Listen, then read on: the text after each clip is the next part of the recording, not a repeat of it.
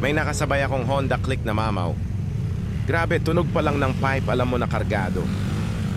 Try natin sundan kung kaya ng CVT only natin. Pwesto tayo malapit sa Honda Click.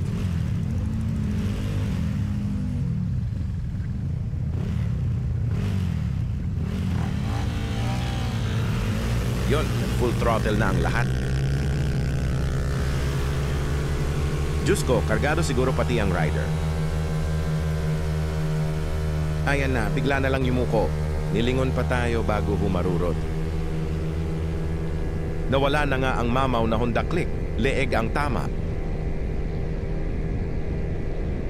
Di na natin maabutan sa sobrang bilis.